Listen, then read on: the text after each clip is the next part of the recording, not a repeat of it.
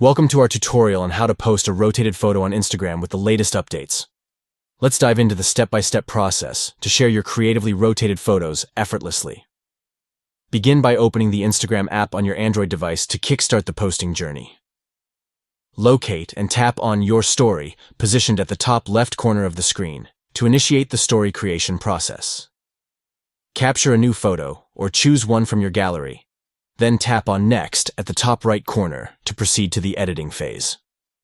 Once you've selected a photo, you can easily rotate it by using 2 fingers to adjust the orientation to your liking.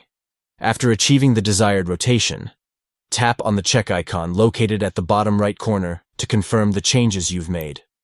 To share your rotated photo on your story, tap on Your Story at the bottom left corner to make it visible to your followers and connections.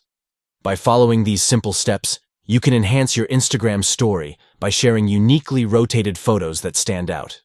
Thank you for watching, and enjoy showcasing your rotated photos on Instagram for your audience to admire.